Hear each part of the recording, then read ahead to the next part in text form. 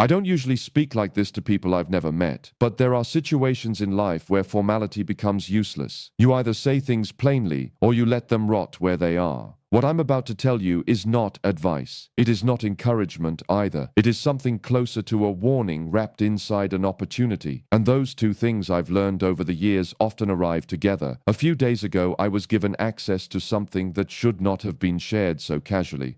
A file. A proposal, actually.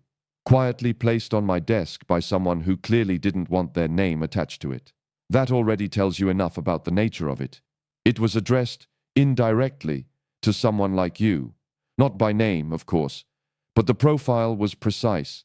A person at a certain stage in life, not too early, not too late, still flexible enough to change direction, but already carrying the weight of previous decisions. When I read it, I didn't feel excitement. That would be a mistake. I felt hesitation, because opportunities that are truly valuable rarely feel like opportunities at first glance. They feel like risk, like imbalance. And I've lived long enough to know that when something feels slightly wrong but still pulls you toward it, that is where the real test begins. So let me ask you something directly. If you were offered something that could quietly change your entire financial trajectory, but the conditions were not fully comfortable, would you still want to hear it through to the end? Or would you walk away the moment uncertainty entered the room? Most people think they want growth. Very few actually tolerate the discomfort that comes with it. This particular opportunity is structured in a way that does not reward impatience. It doesn't reward emotional decision-making either. It rewards something far less common: discipline under incomplete information. And that is where most people fail without even realizing it, because they assume clarity will arrive before commitment.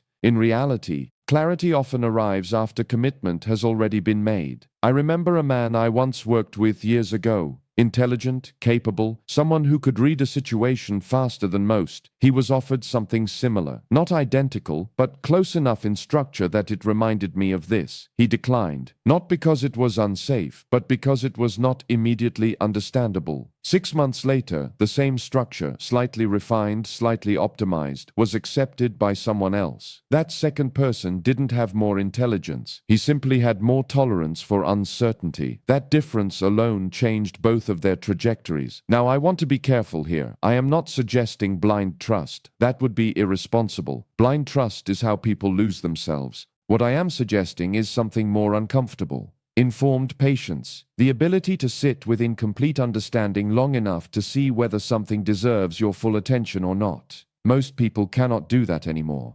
Everything is instant. Everything demands immediate explanation, immediate comfort, immediate certainty. But real leverage rarely behaves that way. When I reviewed the structure of this opportunity, there were 3 things that stood out immediately, not in a positive or negative sense, just notable. First, the entry point is unusually low for what it leads into.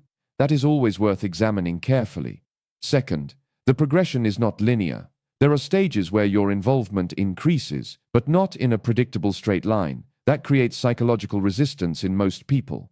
And third, this is the part I find most interesting. It requires you to make a decision without seeing the full map. That alone filters out a large majority of participants. Now you might already feel your mind trying to categorize this. Good. That's normal. The brain tries to reduce uncertainty into familiar shapes. It wants to label things as safe or unsafe, good or bad, real or unreal. But this doesn't fit neatly into any of those categories yet, and I suspect that is intentional. Let me slow down here, because this is where most people misunderstand me. I am not asking you to agree with anything. I am not even asking you to decide right now. I am only asking you to stay present long enough to understand the structure of what is being placed in front of you. Because if you dismiss it too quickly, you lose information, and if you accept it too quickly, you lose judgment. Both extremes are expensive. There is something else I need to mention, and I don't say this lightly. The people behind this did not design it for mass participation. It is selective by design, not in a promotional sense, in a filtering sense. It quietly removes people who are reactive, impulsive, or emotionally inconsistent. That means the real question is not,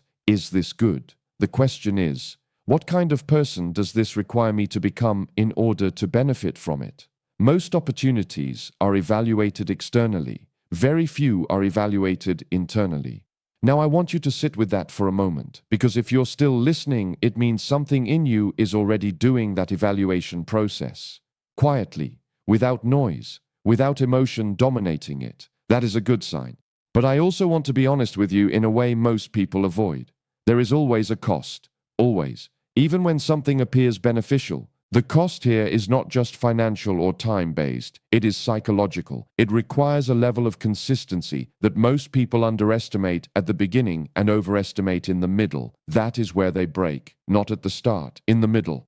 When novelty fades and discipline is all that remains. Now, before I go further, let me say something directly to you. If you are still here with me, still following this without dismissing it, then you are already different from most people who would have stopped listening minutes ago. I don't know where you are watching this from, but I am genuinely curious. Leave a comment and tell me. It helps me understand the range of perspectives that still engage with ideas like this. And if this kind of conversation makes sense to you, then you may as well stay connected. Like the video, subscribe if you want to continue this thread of thinking, not because of me, but because of what you might understand about yourself in the process. But don't do it emotionally, do it deliberately. Now, there is something else I haven't told you yet, something that changes the interpretation of everything I've said so far, and I am not sure you are ready for it in full detail yet. But I can feel that if I stop here, your mind will start filling in the gaps incorrectly. That is usually what happens when information is incomplete. So I will continue, because what comes next is where the real tension begins.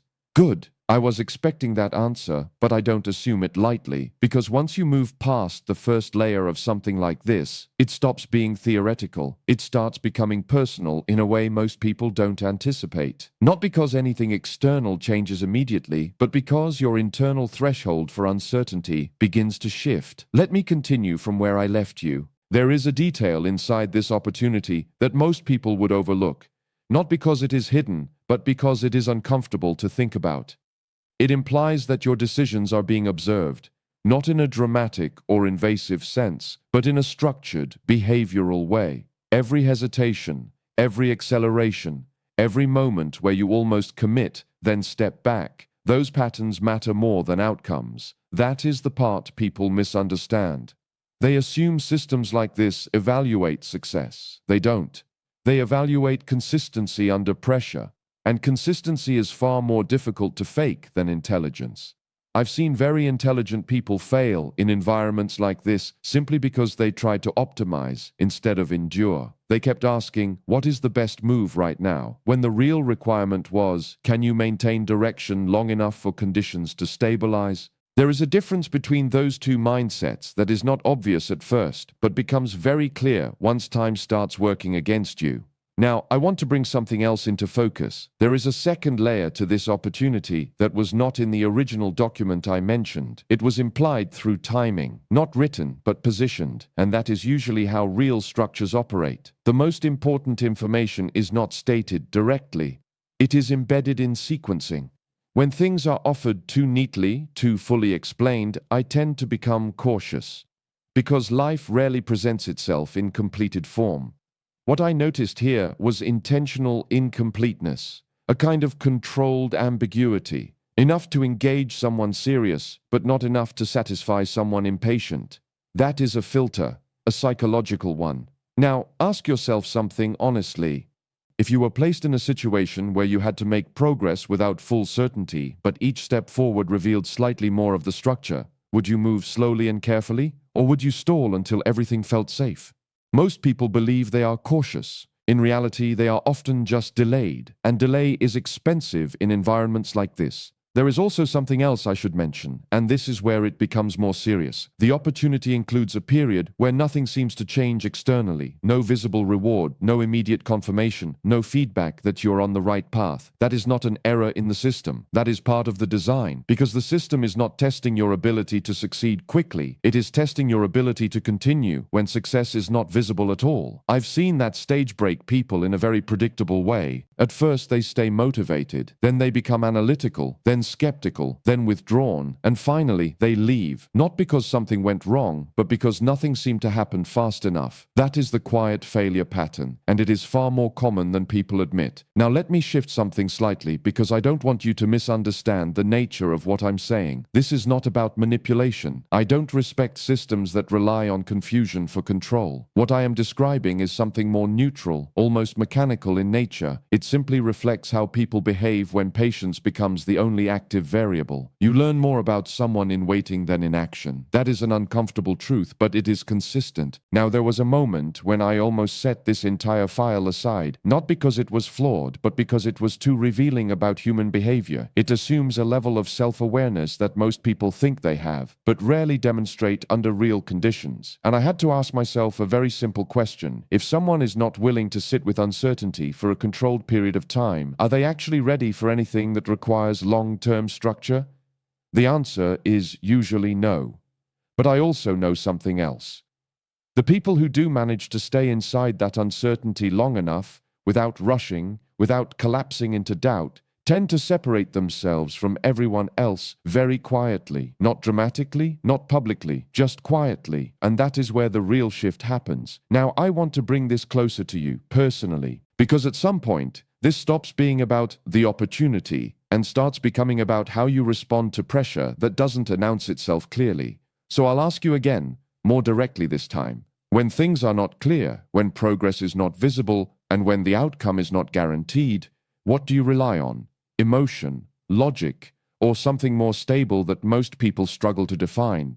There is no correct answer, but your instinctive reaction matters more than any answer you give out loud, and I suspect you already know that, because you're still here. Now, there is only one more layer left, and it is not about structure anymore. It is about consequence, and once I explain it, the tone of everything shifts, so I need to know if you want to go there. By now, if you are still listening, then you already understand something important that most people miss. This was never about an opportunity in the way people usually define it. It was about exposure. Exposure to how you think when pressure is applied without clear edges. Exposure to what you do when time stops giving you reassurance. Exposure to whether you move based on understanding or based on discomfort. And I need to finish what I started, because leaving this incomplete would be irresponsible in a different way. Let me continue. The final layer of this structure is not financial, and it is not even operational. It is behavioral consequence. That is the part most people ignore until it has already shaped their decisions for them. You see, in systems like the one I described, there is always a delayed reflection effect. What you do early does not show results immediately. It accumulates quietly, almost invisibly, until it reaches a point where it becomes your position. That is when people suddenly believe something changed. Nothing changed. It was always building. Now, I want you to imagine something very simple, not as a theory but as a mental model. Two people enter the same uncertain structure, same conditions, same lack of clarity, same delayed feedback. The first person reacts to silence by stepping back slightly, not quitting, just reducing engagement. A subtle retreat disguised as caution. The second person reacts to silence by stabilizing, not accelerating, not forcing outcomes, just holding steady without emotional distortion. At the beginning, you cannot see any difference between them, but time does not treat those behaviors equally, because every small retreat becomes a pattern of reduced exposure, and every moment of steady engagement becomes a compounding alignment with the structure. After enough cycles, one of them is no longer fully inside the system, even though they think they are, and the other is no longer negotiating with it emotionally. They are simply inside it, operating without internal resistance. That difference sounds small when spoken about. In reality, it becomes decisive. Now, here is what I didn't tell you earlier. The opportunity I mentioned was never meant to be universally suitable. It was designed to reveal something specific, whether a person can separate emotional interpretation from structural reality. Most people cannot. They assign meaning too quickly. They interpret silence as failure. They interpret delay as rejection. They interpret complexity as danger. But systems like this, real systems, not theatrical ones, do not communicate in emotional language. They communicate in progression. And if you misread the language, you don't get a second explanation. You simply drift out of alignment without noticing it. That is the quiet failure mode I was referring to. Now, I want to address something that has been sitting underneath all of this. You might be wondering whether this is still about an opportunity at all, or whether it has shifted into something else entirely. The answer is yes, it has shifted. Because at a certain point, opportunities stop being external objects and become internal mirrors. What you thought you were evaluating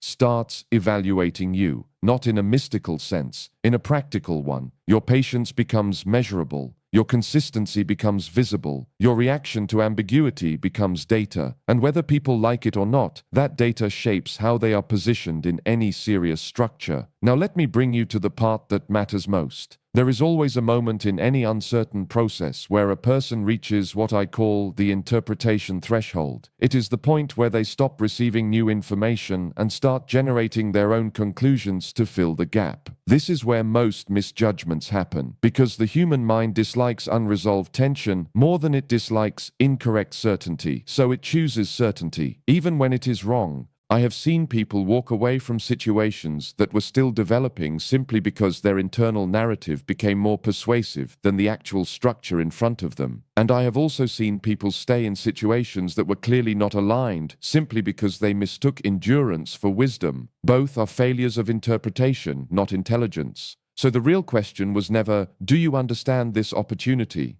The real question was, can you remain accurate under incomplete information without forcing resolution? That is rare. Now I want to close the structure I introduced earlier because it cannot remain open-ended forever. That would turn it into noise, and I am not interested in that. Here is the final truth about it. The opportunity was real in design, but not universal in application. It was never meant to be something you accept in the emotional sense. It was meant to be something you qualify for through behavior. And qualification is not declared, it is revealed over time. That means something important. If you were not aligned with it, you would not be rejected loudly. You would simply lose relevance inside it, gradually, without confrontation, without explanation. And if you were aligned with it, you would not feel sudden success. You would feel increasing clarity of action, while uncertainty remains externally unchanged. That is how these things actually behave when they are structured properly. Now, I want to be very direct with you in a way I haven't been until now. Most people think the biggest risk in opportunities like this is failure. It is not. The biggest risk is misalignment that goes unnoticed for too long, because by the time it becomes visible, you are already invested in a direction that no longer matches your internal logic. That is where real cost appears, not at the start. At the point where you realize your decisions were consistent, but your understanding was incomplete,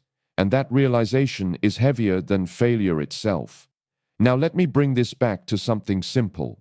Life does not usually ask people to make perfect decisions. It asks them to observe themselves while making imperfect ones. That is the part nobody prepares for. Not success, not failure, self-observation under uncertainty. If you can do that, you become stable in environments that destabilize others. If you cannot, you will keep mistaking emotional discomfort for external danger and external noise for internal truth. And those two mistakes are enough to change a trajectory without any dramatic event ever occurring. Now I want you to understand why I spoke to you this way. It was not to convince you of anything. I have no interest in that. It was to place you inside a thought structure where you could observe your own reactions without distraction, because that reaction is the only real data point that matters here. Not agreement, not disagreement, reaction under uncertainty. And once you see that clearly, you stop needing external validation for internal decisions. You simply recognize patterns earlier and act later but more precisely. That is the quiet advantage very few people ever develop. Now I will end this the way I intended from the beginning. Not with encouragement, not with persuasion, but with clarity. There is a point in every story like this where words stop carrying persuasion and start carrying weight, not because they are louder, but because they become simpler. And simplicity, when it arrives after complexity, always feels heavier than expected. I want to end this without trying to push you in any direction. That would defeat everything I've already said, because if you understood even half of what I shared, then you already know this was never about convincing you of anything external.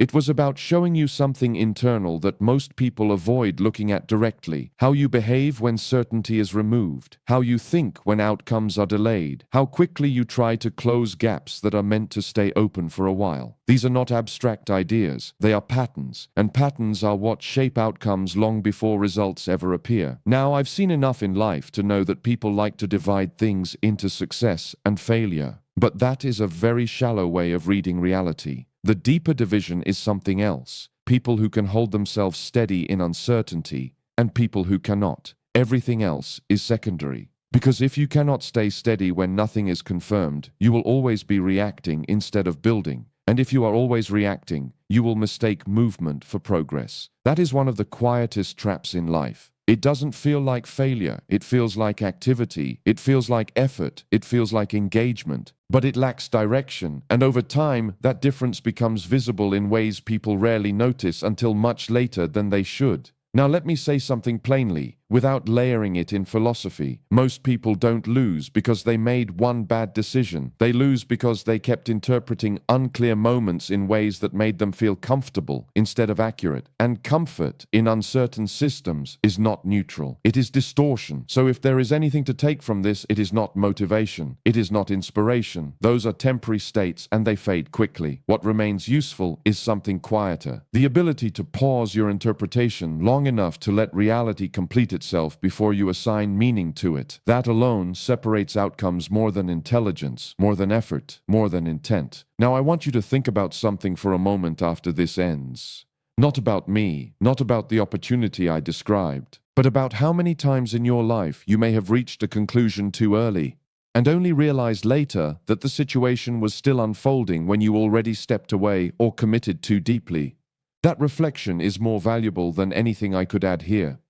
Because once you see that pattern clearly, you stop needing dramatic changes. You start making smaller corrections earlier. And that is where stability actually comes from. Not from control, but from timing. Now I will leave you with the only thing that matters in the end. Not an instruction, not a warning, just a reminder from experience. You do not need to rush your understanding of anything that is still forming, and you do not need to escape uncertainty just because it feels uncomfortable. Sometimes, the most important thing you can do is simply observe yourself long enough to stop confusing emotion with truth. Because once you stop doing that, your decisions become quieter, but far more precise. And precision, over time, is what actually changes everything.